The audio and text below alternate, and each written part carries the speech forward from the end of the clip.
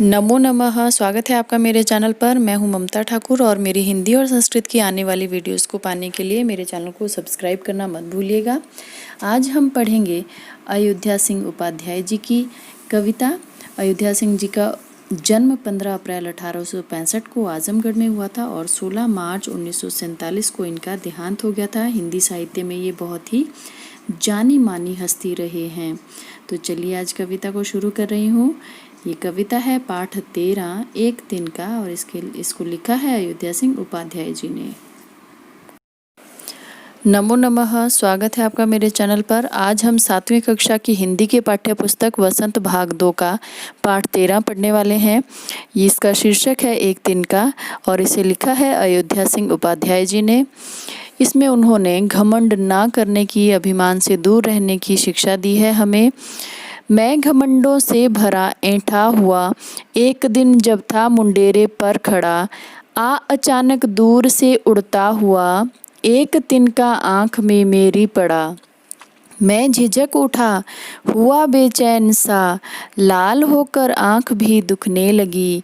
मूठ देने लोग कपड़े की लगे, ऐंठ बेचारी दबे पाँव भगी। जब किसी ढब से निकल तिनका गया, तब समझने यूँ मुझे ताने दिए।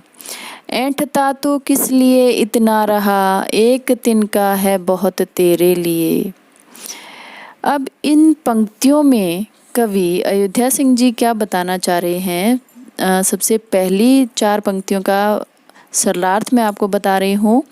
मैं घमंडों में भरा ऐंठा हुआ, कि मैं घमंड से भरा हुआ, घमंड कहते हैं अभिमान, दर्प को, कि मैं अभिमान से भरा हुआ, ऐंठा हुआ, ऐंठ बोलते हैं, ऐंठन होती है अकड़न को, अकड़ा हुआ। मैं अकड़ में, घमंड में और अकड़ में था। एक दिन जब मुंडेरे पर खड़ा, कि एक दिन मैं जब अपने छत पर जो है खड़ा था। मुंडेर वैसे होता है कि जैसे आपके छत पर जो है किनारे का भाग होता है, उसको कहा जाता है मुंडेर। तो जब मैं एक दिन घमंड से भरा हुआ अकड़ के साथ छत पर मुंडेर पर खड़ा था, अचानक दूर से उड़ता हुआ एक तिनका आँख में मेरी पड़ा, कि अचानक दूर से कोई तिनका आकर जो है मेरी आँख में गिर गया। मैं झिझक उठा, हुआ बेचैन सा।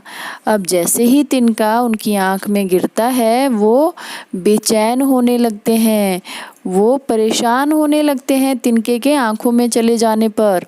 लाल होकर आँख भी दुखने लगी, मूठ देने लोग कपड़े की लगे, ऐंठ बेचारी दबे पाँव भगी। और जैसे ही वो तिनका आँख में गया तो आँख जो है लाल होकर दुखने लगी, वो दर्द करने लगी। और लोग भी उसकी सहायता के लिए आए, वो जो है कपड़े की मूठ देने लगे, यानी कि कपड़े का जो है गरम सेक उसकी आँख को देने लगे ताकि उसकी आँख को आराम पहुँचे और तिनका जो है उसकी आँख से निकल भागे। लेकिन भागा क्या असल में, ऐंठन, उनकी जो अकड़ थी वो दबे पाँव उनके अंदर से चली गई।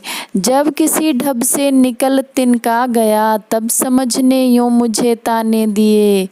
कि जब किसी ढब कहा जाता है ढंग से, तरकीब से या उपाय से, जब कोई तरकीब करने से या कुछ ना कुछ उपाय करने से जब वो तिनका निकल गया, तब समझने यूँ मुझे ताने दिए, कि तब मेरी जो समझ है उसने मुझे इस प्रकार से ताने दिए कि तू किस लिए ऐंठ रहा था, तू किस बात की अकड़ में था।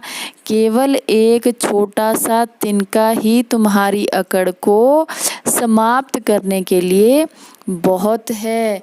अर्थात तुम्हें ऐंठना नहीं चाहिए था, क्योंकि तुम्हारे अभिमान को या तुम्हारे घमंड को चूर चूर करने के लिए मात्र एक तिनका ही बहुत है। तो इस प्रकार से ये कविता समाप्त होती है। इसमें कवि अयोध्या सिंह जी ने यही शिक्षा दी है कि हमें किसी को भी तुच्छ नहीं समझना चाहिए और अभिमान कभी नहीं करना चाहिए, इससे हमेशा दूर रहना चाहिए। क्योंकि एक तिनका जिसका कोई अस्तित्व नहीं माना जाता है, केवल एक सूखा तिनका भी मनुष्य की अकड़ को समाप्त करने के लिए काफ़ी होता है। इसी के साथ ये कविता समाप्त होती है। धन्यवाद।